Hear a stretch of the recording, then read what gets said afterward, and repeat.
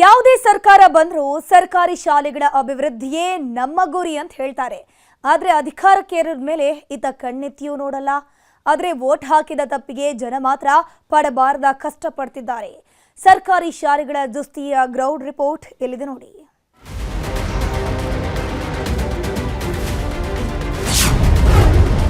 ಸರಕಾರಿ ಶಾಲಾ ಮಕ್ಕಳ ಜೀವಕ್ಕಿಲ್ಲ ಗ್ಯಾರಂಟಿ. ಆಗ್ಲೋ ಗೀಗ್ಲೋ ಅಂತಿವೆ ಕಟ್ಟಡ, ಕೇಳೋರಿಲ್ಲ ಗೋಳು. ಕೆಲ ದಿನಗಳ ಹಿಂದಷ್ಟೇ ಬೆಂಗಳೂರು ಗ್ರಾಮಾಂತರ ಜಿಲ್ಲೆಯ ದೇವನಹಳ್ಳಿ ಪಟ್ಟಣದ ಕೋಟೆ ಸರಕಾರಿ ಶಾಲೆಯ ಸಜ್ಜಾವೊಂದು ಮುರಿದು ಬಿದ್ದಿತ್ತು. ಯಮಗಾತ್ರದ ಸಜ್ಜ ಮಕ್ಕಳ ಮೇಲೆ ಬಿದ್ದಿದ್ರಿಂದ ಶಾಲೆಗೆ ಹೋದ ಮಕ್ಕಳು ಆಸ್ಪತ್ರೆ ಸೇರಿದ್ರು. ಆವತ್ತು ಸಂಭವಿಸಿದ್ದ ದುರಂತದಿಂದ ಇವತ್ತಿಗೂ ಮಕ್ಕಳು ಕುಂಟುತ್ತಾ ಓಡಾಡುತ್ತಿದ್ದಾರೆ.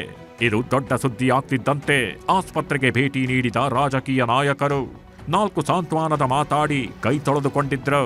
ಸರಕಾರಿ ಶಾಲೆಗಳ ಅಧ್ವಾನದ ಬಗ್ಗೆ ತಲೆ ಕೆಡಿಸಿಕೊಳ್ಳೇ ಇಲ್ಲ. ಜನ ಕೂಡ ಇದನ್ನ ಆವತ್ತೇ ಮರ್ತು ಹೋಗಿದ್ರು. ಆದ್ರೆ ನ್ಯೂಸ್ 18 ಕನ್ನಡ ಮಾತ್ರ ಮರೆಯೋ ಮಾತಿಲ್ಲ. ಜನರ ಪ್ರತಿನಿಧಿಯಾಗಿ ಅಖಾಡಕ್ಕಿಳಿದಿದೆ. ರಾಜ್ಯದಲ್ಲಿರೋ ಸರಕಾರಿ ಶಾಲೆಗಳ ದುಸ್ಥಿತಿ ಹೇಗಿದೆ ಅನ್ನೋದನ್ನ ಒಂದೊಂದಾಗಿಯೇ ಬಿಚ್ಚಿಡೋ ಕೆಲಸ ಮಾಡ್ತಿದೆ.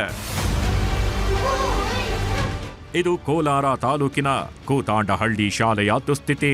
ಈ ಶಾಲೆಯಲ್ಲಿ 13 ಜನ ಮಕ್ಕಳು ವಿದ್ಯಾಭ್ಯಾಸ ಮಾಡ್ತಿದ್ದಾರೆ. ಇರೋದು 2 ಕೊಠಡಿ, ಅದು ಕೂಡ ನೆಟ್ಟಗಿಲ್ಲ. ಗೋಡೆ ಹಾಗೂ ಬ್ಲಾಕ್ ಬೋರ್ಡ್ ಬಿರುಕು ಬಿಟ್ಟಿವೆ. ಈಗಾಗಲೇ 2 ಬಾರಿ ಶಾಲೆಯ ಸಿಮೆಂಟ್ ಪ್ಲಾಸ್ಟಿಂಗ್ ಕುಸಿದು ಬಿದ್ದಿತ್ತು. ಈ ಬಗ್ಗೆ ಅಧಿಕಾರಿಗಳ ಗಮನಕ್ಕೆ ತಂದ್ರು, ತಲೆ ಕೆಡಿಸಿಕೊಂಡಿಲ್ಲ. ಯಾದಗಿರಿ ತಾಲೂಕಿನ ಹೊಸಹಳ್ಳಿ ಗ್ರಾಮದ ಸರಕಾರಿ ಹಿರಿಯ ಪ್ರಾಥಮಿಕ ಶಾಲೆ ಕೂಡ ಅಧೋಗತಿಗೆ ತಲುಪಿದೆ. ಈ ಶಾಲೆಯನ್ನ ನೋಡ್ತಿದ್ರೆ ಆ ಭಗವಂತನಿಗೆ ಪ್ರೀತಿ ಅನ್ನೋ ರೀತಿ ಇದೆ. ಯಾವಾಗ ಏನಾಗುತ್ತೋ ಅನ್ನೋ ಭಯದಲ್ಲೇ ಮಕ್ಕಳು ಪಾಠ ಕೇಳುವಂತಾಗಿದೆ. 200 ಮಕ್ಕಳಿರೋ ಶಾಲೆಯಲ್ಲಿ ಒಟ್ಟು 8 ಕೊಠಡಿಗಳಿದ್ದು 4 ರೂಮ್ಗಳು ಶಿಥಿಲಾವಸ್ಥೆಗೆ ತಲುಪಿವೆ. ಹೀಗಾಗಿ ಮರದ ಕೆಳಗೆ ಪಾಠ ಮಾಡ್ತಿದ್ದಾರೆ. ಈ ಶಾಲೆ ಸ್ಥಿತಿ ನೋಡ್ತಿದ್ರೆ ಮಕ್ಕಳನ್ನು ಕಳಿಸೋಕು ಮನಸ್ಸು ಬರಲ್ಲ. ಚಾಮರಾಜನಗರ ತಾಲೂಕಿನ ಬಸವಾಪುರದ ಸರಕಾರಿ ಶಾಲೆಯಲ್ಲಿ ಮಕ್ಕಳು ನಿತ್ಯ ಪರದಾಡ್ತಿದ್ದಾರೆ. 110 ಮಕ್ಕಳಿರೋ ಶಾಲೆಯಲ್ಲಿ ಬೆಂಚ್ ಇಲ್ಲ, ಬೋರ್ಡ್ ಇಲ್ಲ. ಹೀಗಾಗಿ ಎಲ್ಲೆಂದರಲ್ಲಿ ಪಾಠ ಮಾಡ್ತಿದ್ದಾರೆ. ಕಲಬುರಗಿಯ ಎಂಎಸ್ಕೆ ಮಿಲ್ನಲ್ಲಿರುವ ಸರಕಾರಿ ಶಾಲೆಯಲ್ಲೂ 16 ಅಧ್ವಾನಗಳಿವೆ. ಗೋಡೆಗಳಲ್ಲೆಲ್ಲ ಬಿರುಕು ಬಿಟ್ಟಿದ್ದು ಯಾವ ಕ್ಷಣದಲ್ಲಿ ನೆಲ ಕಚ್ತಾವೋ ಹೇಳೋದಕ್ಕಾಗಲ್ಲ. ಮಳೆ ಬಂದ್ರೆ ಎಲ್ಲೆಂದರಲ್ಲಿ ಸೋರೋದಕ್ಕೆ ಶುರುವಾಗತ್ತೆ. ನೆಲದ ಮೇಲೆಯೇ ಕೂತು ಮಕ್ಕಳು ಪಾಠ ಕೇಳ್ತಿದ್ದಾರೆ.